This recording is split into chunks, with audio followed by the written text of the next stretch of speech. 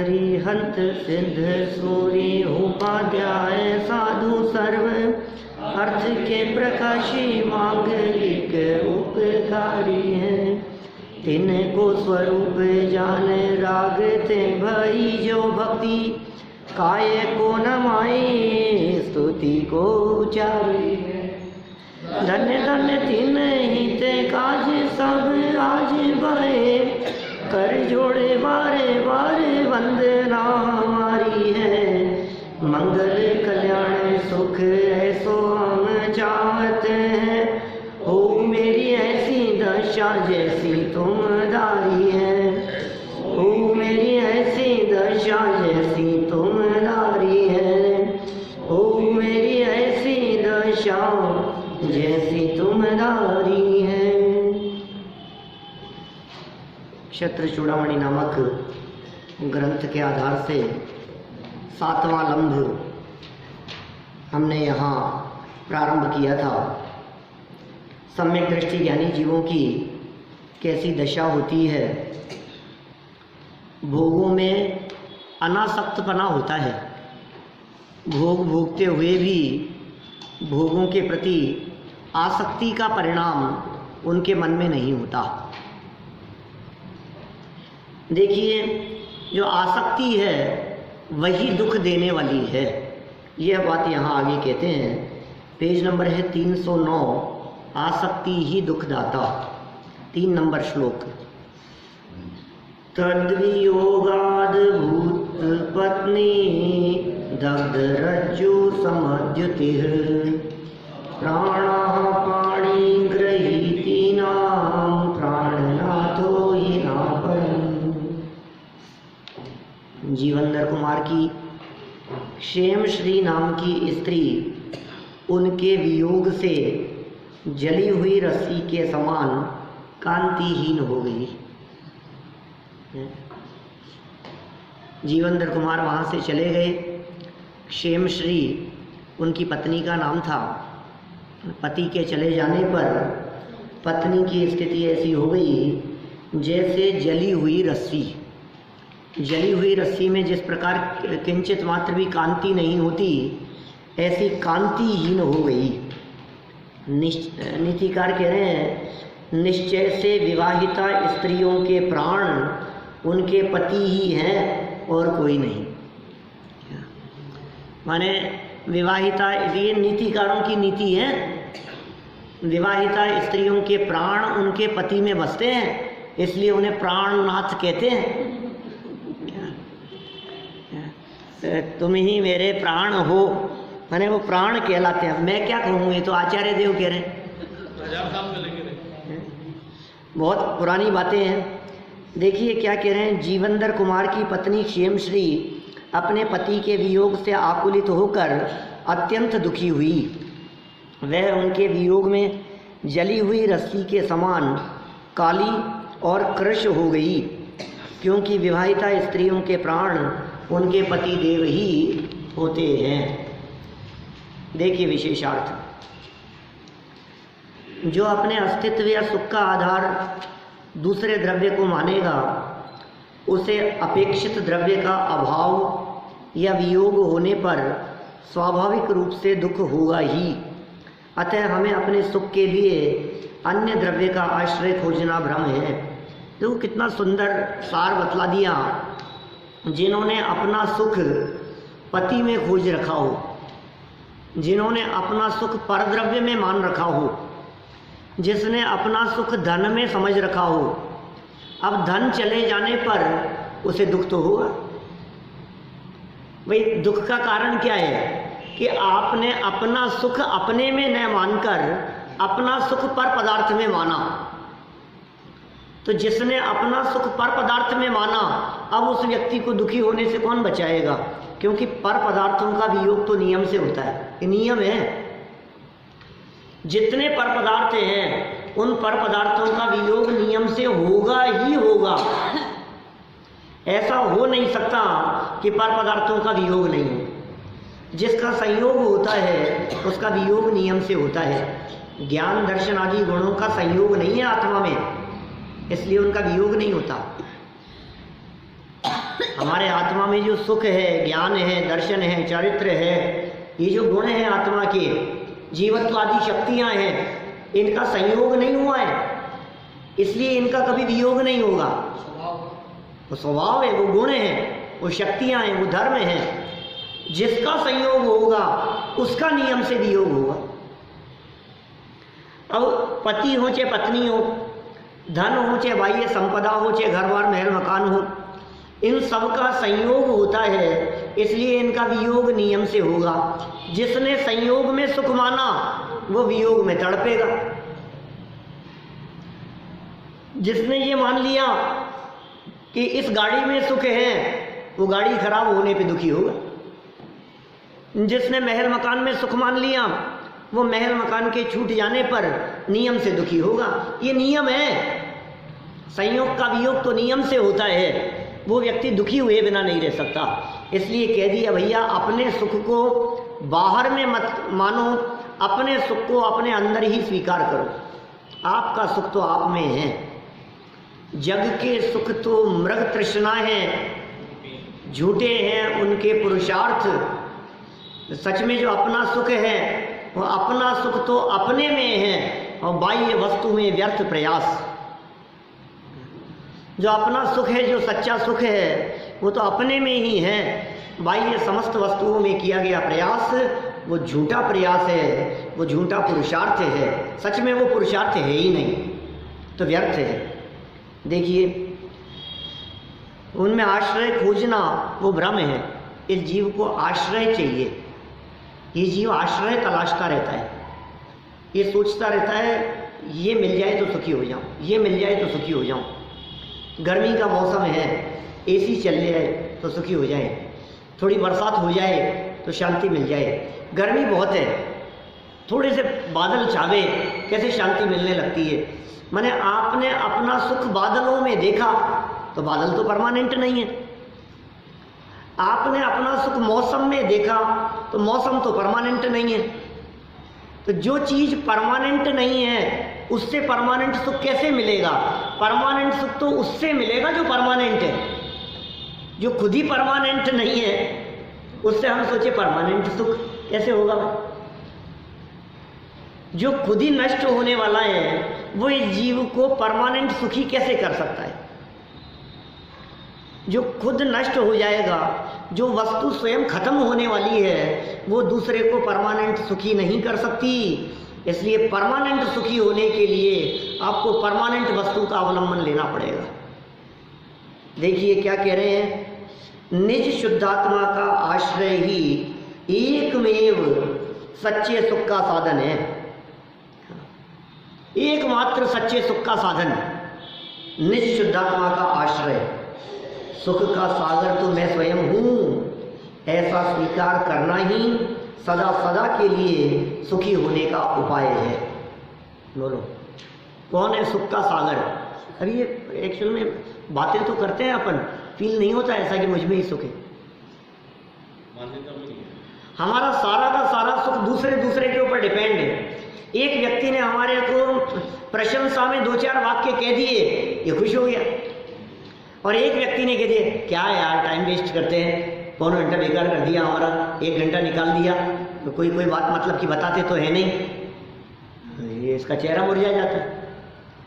माने प्रशंसा करने वालों से हम सुखी होते हैं, निंदा करने वालों से हम दुखी होते हैं। एक व्यक्ति ने हमसे मुस्कुरा के बात कर ली तो हम खुश हो गए, और एक व्यक्ति ने मुंह बिगाड़ के हमसे बात की तो हम दुखी हो गए। माने हमारा सुखी होना और हमारा दुखी होना सामने वाले के खिले हुए चेहरे और बिगड़े हुए चेहरे पर डिपेंड करता है।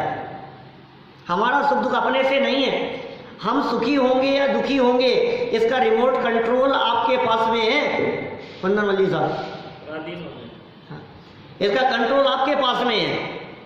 आप यदि बाहर निकल कर ये 2 शब्द प्रशंसा के कह दो तो हम खुश, और आप कह दो कि यह मजा नहीं आया तो हम दुखी। ये क्या हो गया है बतलाओ? अपने आप को विचार करना थोड़ा सा गंभीरता से। हम किन किन बातों से सुखी दुखी हैं? हमारा सारा कंट्रोल हमारी वाइफ के पास में है, बच्चे के पास में है, हमारा सारा कंट्रोल हमारे दोस्तों के पास में है, हमारी सारी कंट्रोलिंग दूसरों के पास में है, वे यदि हमारे अनुकूल चलें तो हम सुखी, वे प्रतिकूल चलें तो हम दुखी। ये क्या हो गया? ये कितनी खराब स्थिति। आगे आ जाओ सर। बोलो हम सुखी होंगे या दुखी होंगे, ये किस बात पे निर्भर कर रहा है? संयोग अनुकूल दिखे तो सुखी, संयोग प्रतिकूल दिखे तो दुखी। अब पारस जी आ गए तो हम खुश हो गए, ये नहीं आते हम दुखी हो जाते। मतलब हमारा रिमोट कंट्रोल इनके पास में है क्या? हमारा कंट्रोल आपके पास में है क्या? आप अपना रिमोट कंट्रोल, जैसे टीवी का रिमोट कंट्रोल जिसके हाथ में होता है, वो टीवी उसके अनुसार चलता है ना, रिमोट के अनुसार। ऐसे ही आपका खुश होना और आपका दुखी होना, ये सामने वाले के हाथ में है कि आपके हाथ में है? अपना कंट्रोल दूसरों के हाथ में ना दे। एक ही उपाय है, अपना रिमोट कंट्रोल अपने पास में रखें कि भैया मैं तुम्हारी वजह से सुखी दुखी नहीं हूं, मैं अपने आप से सुखी हूं और अपने आप से ही दुखी हूं। मेरे सुख दुख का कर्ता धर्ता दूसरा नहीं है, दूसरा व्यक्ति मुझे दुखी नहीं कर सकता। कब तक? जब तक मैं स्वयं अपने परिणामों से दुखी न हूं तब तक। कितने प्रयास करें? अच्छा, दूसरा व्यक्ति मुझे दुखी करने के लिए क्या क्या करे बताओ? बोलो क्या करे? सामने से ऐसे ऐसे ऐसे चिढ़ाना शुरू कर दे, ऐसे ऐसे अंगूठा दिखाने लगे। अब बोलो कितनी तकलीफ होती है? बोलो अरुण जी भाई साहब ऐसे ऐसे करने लगे कोई व्यक्ति सामने से, लगता है कि ये मेरे को अंगूठा दिखा रहा है, और कोई ऐसे उंगली दिखाए, अब ये पीड़ित हो रहा है, ये दुखी हो रहा है। अब ये कहेंगे तुम दुखी क्यों हो रहे हो? कि ये मुझे उंगली दिखा रहा है। तो उससे जाकर के पूछा हमने, भैया तुम उंगली क्यों दिखाते हो? कि मेरी उंगली में कुछ भी करूंगा। मैंने इनका क्या किया? ये दुखी क्यों हो रहे हैं? ये खाम में दुखी है। सच में आप अपनी लाइफ में यदि अपने दुखों को तलाशेंगे तो आपके 99% दुख खाम के दुख नजर आएंगे, और जो असली दुख का कारण है उसे हम पकड़ते ही नहीं है। वो हमारे पकड़ में ही नहीं आता है कि असली दुख का क्या कारण है। पकड़ना नहीं चाहते। असली दुख का कारण हमारा मिथ्यात्व, हमारी अज्ञानता, हमारी नासमझी। परमानेंट से तो अटैच हो नहीं पाते और टेम्परेरी से अफेक्टेड। वही कहा है यहाँ कि तू परमानेंट से अटैच नहीं हो पा रहा है, और जो टेम्परेरी बातें दिखाई दे रही है तो उनसे प्रभावित हो रहा है। इसलिए टेम्परेरी से जो प्रभावित होगा वो टेम्परेरी तो टेम्परेरी है, लंबे समय थोड़ी देर चलेगा। कितना भी महंगा मोबाइल खरीद लो, कितनी भी महंगी गाड़ी खरीद लो, कितनी भी सुविधाएं हो जाएं, वे सुविधाएं परमानेंट नहीं है। लेकिन उन सुविधाओं के बीच में रहने वाला, देह देवालय में रहने वाला एक आत्म तत्व, वो परमानेंट है। आप सुखी होंगे अपने स्वभाव के अवलंबन से, यह आत्मा सुखी होता है अपने स्वभाव के अवलंबन से। अपने आप को देखें, मेरे कोई फर्क नहीं पड़ता, गर्मी बहुत है, लाइट नहीं आ रही है, एसी नहीं चल रहा है, पंखा कूलर भी नहीं चल रहा है, मैं तो परेशान हो गया, मेरी तो जान निकल गई, मर गया मैं तो भैया तू यदि इस परिस्थिति में सहज रहना जानता है तो तुझे कोई दुखी नहीं कर सकता है। परमानेंट का ज्ञान ही तो तू दुखी इसलिए है क्योंकि तुझे खबर नहीं है अपने आत्मा की। तो दुखी इसलिए है कि तूने सारी कंट्रोल दूसरे के ऊपर, इस वजह से। बोलो मैं आपसे पूछता हूं, एक विद्यार्थी परीक्षा में फेल हो गया, दुखी होगा कि नहीं होगा? बोलो दुखी होगा कि नहीं होगा? क्यों दुखी होगा? सम्यक दृष्टि होगा तो नहीं होगा। पता है उसके दुख का कारण क्या है? उसके दुख का कारण ये नहीं है कि मैं फेल हो गया, उसके दुख का कारण ये है कि मेरी क्लास के और मेरे सभी दोस्त तो आगे चले जाएंगे और मैं पीछे रह गया। ये दुख का कारण है उसके।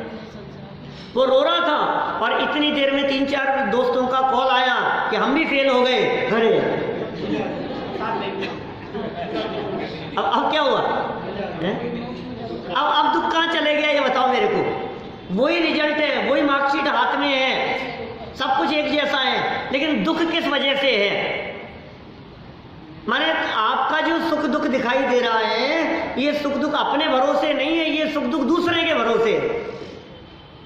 आप अपने आप को देखेंगे तो काम चलेगा। ये यहाँ आचार्य देव अपने आप को देखने की बात कह रहे हैं। जीवंदर कुमार की जो क्षेम श्री नाम की जो पत्नी थी, ये जीवंदर कुमार के वियोग में जो अत्यंत पीड़ित हो रही है, अत्यंत दुखी हो रही है, इसके आधार पर यहाँ निष्कर्ष निकाला गया कि जो पर से सुख मानेगा वो नियम से दुखी होगा, जो बिजनेस से सुख मानेगा वो नियम से दुखी होगा, जो शरीर से सुख मानेगा वो व्यक्ति नियम से दुखी होगा, जो आत्मा से सुख स्वीकार करेगा उस व्यक्ति को कोई दुखी नहीं कर सकता। शरीर तो बिगड़ेगा क्या दीपेश जी? अपना शरीर लंबे समय तक रहेगा नहीं, टिकेगा भी नहीं, और लंबे समय तक इतना स्वस्थ रहेगा भी नहीं। थोड़े समय में प्रॉब्लम शुरू हो जाएगी, हार्ट की प्रॉब्लम शुरू हो गई, डायबिटीज हो गई, खाना पीना डॉक्टरों ने बंद कर दिया, कमज़ोर हो गए, अनेक अनेक तरह की परेशानियाँ, आंखों से दिखना कम होने लग गया, कानों से सुनाई देना कम होने लग गया, पेट खराब रहने लग गया है, अंदर बीमारियाँ, कितनी कितनी बीमारियाँ हैं, एक के बाद एक बीमारी आती जाएगी। और जो अपने आप को शरीर से भिन्न अनुभव करे, बोलो आप किस वजह से दुख है? आप दुख का काम ही नहीं है। ये फॉर्मूले हैं सुखी होने के लिए, ये फॉर्मूले हैं। आप कंट्रोल अपने हाथ में रखिए, अपना कंट्रोल दूसरे के हाथ में मत दीजिए। आपका कंट्रोल आपके पास में, आप सुखी। आपका कंट्रोल दूसरे के पास में, बोले आप सुखी हो ही नहीं सकते। टेम्परेरी सुखी होते हुए दिखाई दे रहे हैं, अरे साहब मजा तो आ गया कुछ भी। अच्छा, मूवी देखने में आनंद आएगा कि नहीं आएगा? और रसगुल्ला खाने में आनंद आएगा कि नहीं आएगा? बोलो, आएगा आनंद। वो रसगुल्ले बने थे ना, तो उसमें गलती से नमक डल गया था।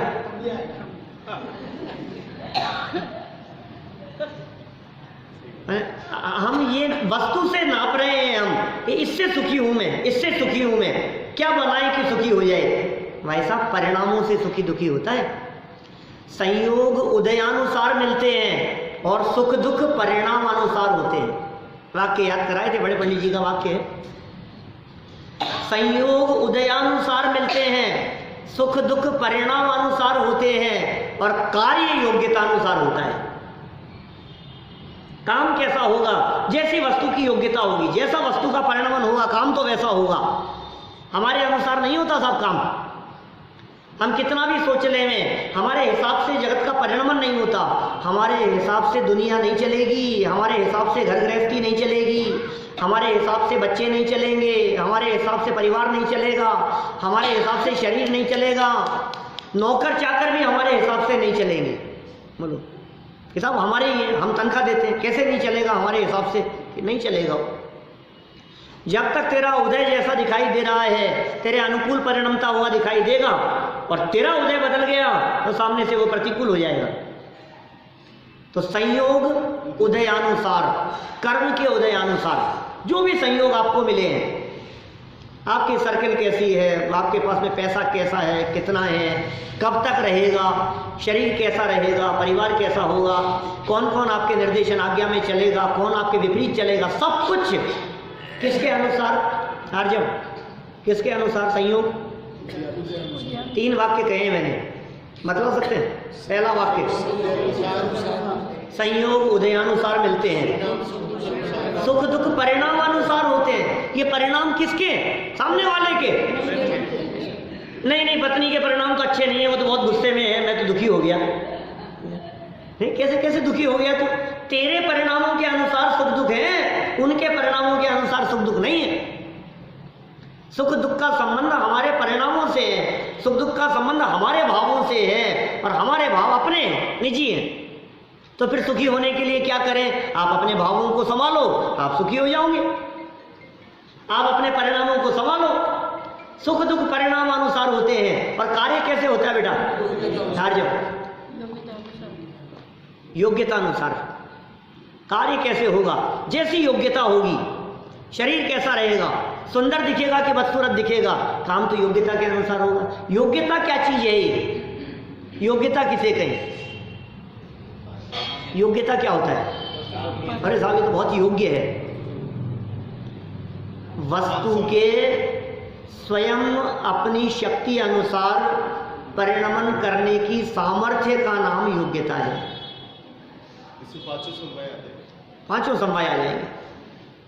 कार्य योग्यता अनुसार होता है, माने पंच समवाय अनुसार होता है। वस्तु की निजी शक्तियों के अनुसार वस्तु की परिणमन करने की निजी सामर्थ्य वो उसकी योग्यता है। अगले क्षण वो कैसा परिणमन करेगा ये उसकी योग्यता पर निर्भर करता है। ये कुर्ता कब तक चलेगा और कब फट जाएगा और कहाँ से फटेगा और कहाँ से गंदा होगा, कहाँ से पुराना होगा, कहाँ इस पे दाग लग जाएगा, ये इसकी योग्यता पर निर्भर करता है। ये हमारे अनुसार नहीं चलता। हम आपसे पूछते हैं इसको यहाँ से गंदा किसने किया, बतलाओ। हमने तो नहीं किया। हम तो नहीं चाहते थे कि ये गंदा हो। आप तो नहीं चाहते हैं कि कपड़े गंदे हो। फिर कौन कर रहा है ये काम? कौन कर रहा है? कौन है इनका करता धरता? योग्यता अनुसार। अब काम योग्यता के अनुसार होने पर, काम योग्यता के अनुसार हुआ, उस समय में यदि हमारे परिणाम उसके साथ में अच्छे हैं, सहज हैं, सहज रहने की कला जो जानता है वो सुखी है, और जो उस वस्तु के परिणमन को देखकर अपना मन बिगाड़ता है वो दुखी है। देखो वापस पढ़ते हैं वाक्य। जड़ चेतन दोनों कोई भी हो, चाहे प्रत्येक पदार्थ में योग्यता है परिणमन करने की। हर वस्तु अपनी योग्यता के अनुसार परिणमन कर रही है। जीव को जब ये पता है कि परमानेंट में सुख है तो फिर परमानेंट के साथ ये पता है कहाँ? पता है कहाँ? आपको नहीं पता है। आपको पता है क्या? कुछ लोगों को पता है, और वो भी पता कैसे है? सुन करके पता है। देखो अभी हमने कहा कि आत्मा में ही सुख है, हमें इस बात का पता है, तो फिर ये जीव आत्मा में क्यों नहीं रहता है? क्योंकि इसे आत्मा में सुख है, यह बात तो शास्त्रानुसार पता है, और अपने अनुभव और फीलिंग से निरंतर ये अनुभव करता है कि सुख तो पैसे में ही है,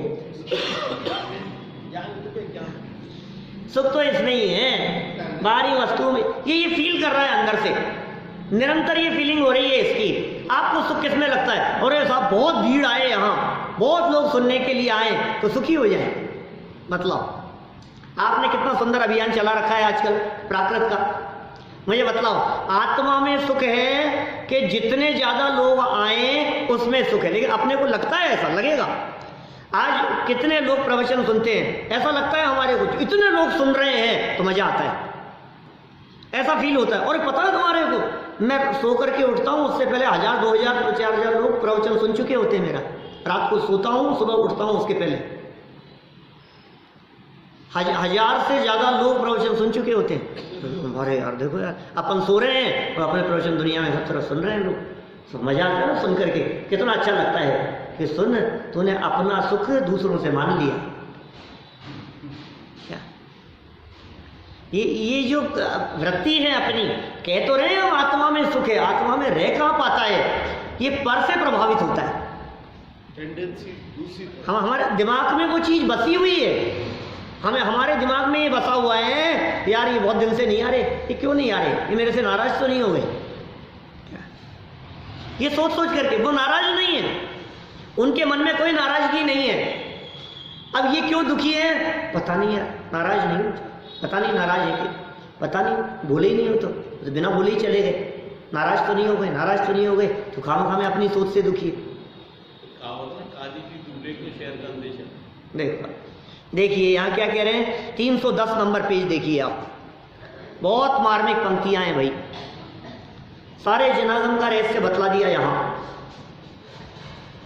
विशेषार्थ वापस पढ़ता हूँ ऊपर से लाइनें, बहुत सुंदर लाइनें हैं। जो अपने अस्तित्व या सुख का आधार, ओहो ये नहीं रहेंगे तो फिर मेरा क्या होगा, बेटा मर गया तो मैं ही मर गया, पिताजी नहीं रहे तो अब हम तो खत्म ही हो गए, अब तो कुछ नहीं, सारा घर उन्होंने संभाल रखा था, पति नहीं है तो अब तो मैं तो अनाथ हो गई, अब मेरा मैं किसके भरोसे रहूंगी, अब कौन है मेरा, कोई भी तो नहीं है। तो तुमने अपने अस्तित्व का आधार अपने पति को माना, तुमने अस्तित्व का आधार अपने पिता को माना, तुमने अपने अस्तित्व का आधार अपनी संतान को माना। ये तुम्हारे दुख का कारण है, ये अस्तित्व का आधार। मेरा अस्तित्व तो मुझसे है, मेरा अस्तित्व किसी और से नहीं है। ये अपना अस्तित्व दूसरों से मान बैठा है, मेरा अस्तित्व इनसे, ये है तो मैं हूं, ये नहीं है तो मैं नहीं हूं। अपना अस्तित्व धन से मान लेता है। धन चला गया तो मैं खत्म हो गया, बिजनेस खत्म तो मैं खत्म। लोग भी कहते हैं, खुद भी कहता है अपने आप के बारे में, फिनिश, ये आदमी तो खत्म हो गया, कुछ नहीं बचा हमारे जीवन में, अब कुछ नहीं बचा, कुछ नहीं बचा आपके जीवन में। आप क्या कह रहे हैं?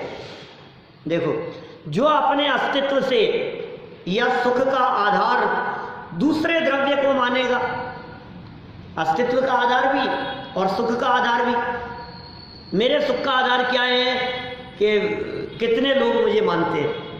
मेरे सुख का आधार क्या है कि मैं जो कपड़े पहन करके निकला, कितने लोगों ने मेरे से पूछा कि कहाँ से खरीदा, बहुत अच्छे लग रहे हो, बहुत अच्छे लग रहे हो, सुखी होता है। इतना सच धज करके घर से निकला था कि इसको ऐसा लग रहा था मेरे जैसा कोई दूसरा सुंदर दिखता ही नहीं है। और पूरी शादी पार्टी अटेंड करके आ गया, एक व्यक्ति ने पूछा तक नहीं, कहा तक नहीं। ये घर आकर के इसकी जो वेदना है ना, ये व्यक्त नहीं कर सकता कितनी वेदना है। इतना पीड़ित है, इतना दुखी है। बोलो, एक ने बहुत अच्छा कड़े बनाए, वो कथा सुनते हैं अपन, गुरुदेव सुनाते थे, सोने के कड़े, बाजूबंद, हाथ जला लिया, घर जला लिया अपना।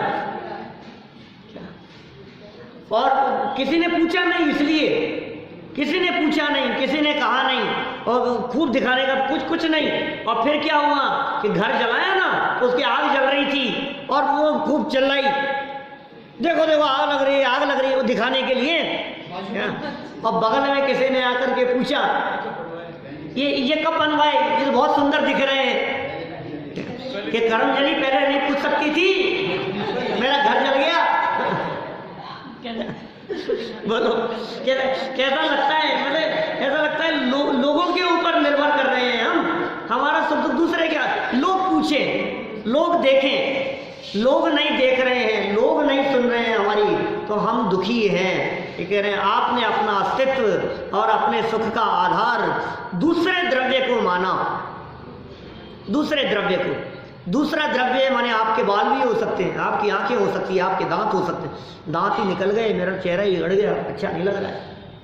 आपने इस द्रव्य को अपने सुख दुख का कारण रखा। सर से बाल उड़ गए, मेरे तो सारे बाल सफ़ेद हो गए, बाल खत्म हो गए, अब तो कैसा दिखूंगा मैं, सारे बाल। अरे तू क्या सोच रहा है पर द्रव्य के बारे में?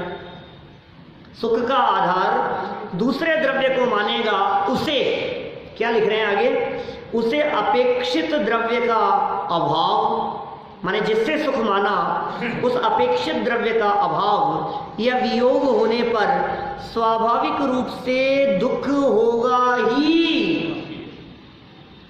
स्वाभाविक रूप से दुख होगा ही होगा। अतः हमें अपने सुख के लिए अन्य द्रव्य का आश्रय खोजना भ्रम है। सोचो आप, अभी मत कहना, यहाँ घर जाकर के विचार करना आज सुबह के इस प्रवचन के बारे में, और विचार करना मैंने अपना सुख कहाँ कहाँ मान रखा है। बोलो, ये यहाँ से जाने के बाद में नाश्ता करने बैठोगे, भोजन करने के लिए बैठोगे, आप देखना हमने अपना सुख कहाँ कहाँ मान रखा है। टीवी चलते समय, भूख भूखते समय, बाजार में जाते समय, किसी से चर्चा करते समय, पैसे के लेन देन के समय, एकदम अचानक ही आज तो इतना माल बिक गया जितना 6 महीने में कभी नहीं बिका था, ये क्या हुआ आज तो पता नहीं क्या। आप सोचना जरा कि हमने अपने सुख दुख का आधार कहाँ कहाँ मान रखा है। आप विचार करेंगे तो आप महसूस कर पाएंगे कि यार ये क्या हो रहा है, ये भ्रम है, ये खोजना भ्रम है। निज आगे कह रहे हैं, निज शुद्धात्मा का आश्रय, ये आगे सारभूत बात। तो फिर साहब पर में सुख मानना तो भ्रम है, तो सच्चा सुख कहाँ है ये भी बता दो। ये कह रहे हैं निज शुद्धात्मा का आश्रय ही एकमेव सच्चे सुख का साधन है, एकमात्र सच्चे सुख का साधन है अपने आत्मा का आश्रय। सुख का सागर तो मैं स्वयं हूँ। बोलो क्या करें, जब मैं स्वयं ही सागर हूँ, सुख का सागर हूँ, तो दृष्टि बाहर क्यों दूँ?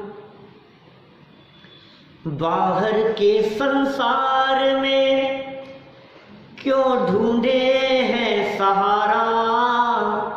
ये सहारा ढूंढ रहा है बाहर के संसार में, बाहर में इसको सहारा दिख रहा है। लाठी का सहारा चाहिए, इसका सहारा चाहिए, चश्मे का सहारा चाहिए, परिवार का सहारा चाहिए, कोई तो होना चाहिए। बाहर के संसार में क्यों ढूंढे हैं सहारा, तेरे सागर का तेरे भीतर है किनारा। तू स्वयं सागर है, उसका किनारा तेरे भीतर है।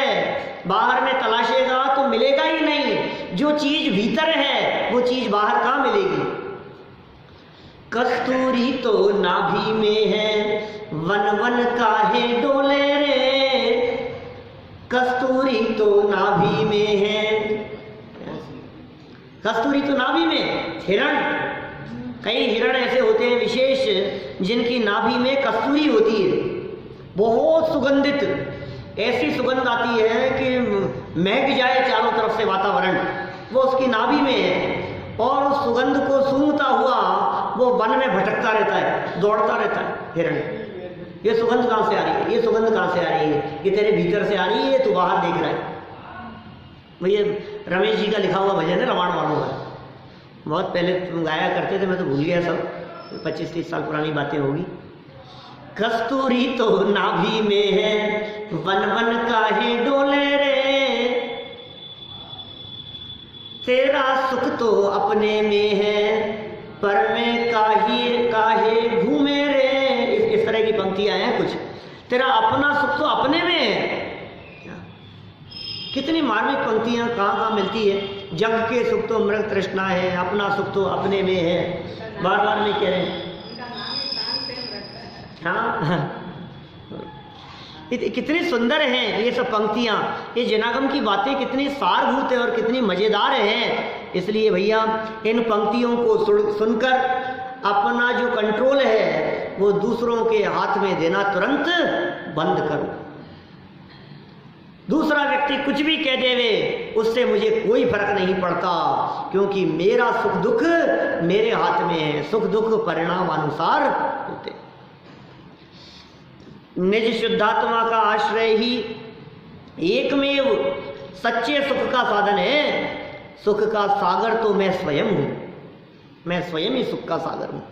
ऐसा स्वीकार करना ही सदा सदा के लिए सुखी होने का उपाय है। ये परमानेंट सुख का उपाय है। सदा सदा के लिए आप सुखी होना चाहते हो तो उसका उपाय क्या है, ये स्वीकार करना कि मेरा सुख तो मेरे ही पास में है। क्षेम श्री ने अपना सुख जीवनधर कुमार के संयोग में माना था, अतः वह उनका वियोग होते ही अत्यंत दुखी हो गई। संयोग की क्या परिभाषा है, संयोग किसे कहते हैं? टोडर वाली रही है परिभाषा। मोक्ष मार्ग प्रकाशक दूसरे अध्याय में ये व्याख्या की टोडरमल जी ने। संयोग किसे कहते हैं तो उसका जवाब क्या दिया, जो मिले, जो प्राप्त हो, जो इस जीव को अपने उदयानुसार मिल जाए, ये सब नहीं। सारा जगत ये कहता है मिलने का नाम संयोग है। टोडरमल जी ने क्या लिखा, जिसका वियोग नियम से हो उसे संयोग कहते हैं। क्या आर्य, जिसका, तेज बोले यार थोड़ा सा, जिसका वियोग नियम से हो उसे संयोग कहते हैं। अब नियम से वियोग होगा, जिसका भी वियोग होगा वो सब संयोग है। और वियोग किसका नहीं होगा बतलाओ? परमानेंट थोड़ी ना बैठे रहेंगे हम यहाँ पे, चले जाएंगे। किसने, देखो आप 300 सालों से यहाँ प्रवचन की परंपरा चल रही है, कोई तो बताओ जो 300 साल से बैठा हो। न वक्ता न श्रोता, कोई भी नहीं है। 300 साल से एक दिन भी ऐसा नहीं हुआ जिस दिन सभा नहीं चली हो। 300 साल से बराबर चल रही है दीपेश जी, तो कौन कौन बैठे 300 साल से? तो फिर कौन से दिन बदली है पूरी की पूरी सभा? कि किसी भी दिन नहीं, रोज बदल रही है। रोज नए आ रहे हैं, पुराने जा रहे हैं, कोई कहाँ जा रहा है, कोई कहाँ जा रहा है। किसी का परिणाम बदल गया, किसी का भाव बदल गया, किसी का क्षेत्र बदल गया। तो तीन बातें हैं ना, तीन ही कारण है। या नहीं आने के पीछे, या तो परिणाम बदल गया, अब बहुत सुन लिया यार, अब ठीक है, या तो परिणाम बदल गया, या फिर क्षेत्र बदल गया, यहाँ रहते थे दूर रहने लग गए, किसी कॉलोनी में जाकर के दूर बस गए, जयपुर छोड़ करके चले गए, क्षेत्र बदल गया, या फिर भाव बदल गया, भावी बदल गया, लाइफ ही खत्म हो गई। इन 3 कारणों से आना बंद, और ऐसे ही इनसे विपरीत लगाओ तो जिनको ये मार्ग मिल गया उन्होंने आना शुरू कर दिया। तो पुराने जाते रहते हैं, नए आते रहते हैं, ये संसार का स्वरूप इसी तरह का है, ये ऐसा ही चलता रहता है। लेकिन आने जाने वाले लोगों को देखकर यदि तुमने सुखी और दुखी होना शुरू किया तो फिर तुम संसार परिभ्रमण के पात्र हो, अनंत काल तक संसार में रुलते रहोगे। टोडरमल जी ने एक बहुत सुंदर उदाहरण दिया इन संयोगों में सुख मानने वालों के संदर्भ में। मोक्ष मार्ग प्रकाशक में ऐसा लिखा, एक पागल व्यक्ति जंगल में एक पेड़ पर बैठा है क्या, और दूर से उसने राजा की सेना और सवारी को आते हुए देखा। वो कहते आओ आओ आओ इधर आओ। अब वो तो आ रही है अपने हिसाब से, इसके लिए थोड़ी ना आ रही है, इसके बुलाने से थोड़ी ना आ रही है। वो लोग सब आ रहे हैं, बहुत दूर से देखा, पूरी सेना आ रही है, हाथी हो तुम भी आओ, घोड़ो तुम भी आओ, सब लोग इधर आओ, सब लोग इधर आओ, ये बोल रहा है। वो अपने हिसाब से आ रहे हैं। अब ठहर जाओ यहीं पे, क्या वो ठहर भी गए, इसके कहने से नहीं, उनको डेरा डालना था कहीं क्या, और वहीं उन्होंने डेरा डाल दिया। अब क्या हुआ, थोड़े समय बाद में वे अपने हिसाब से उठते हैं और गमन करते हैं, तो ये कहता है रुको रुको। कौन रुके, तेरे हिसाब से आए भी नहीं थे, तेरे हिसाब से रुके भी नहीं थे, और तेरे रोकने से रुकेंगे भी नहीं। लेकिन जिसने ये समझ लिया कि मेरे बुलाने से आए हैं, मेरे रोकने से रुके हैं, वो इनके चले जाने से निश्चित रूप से दुखी होगा। अब वो रोता है, अब वो दुखी होता है, अब वो तड़पता है।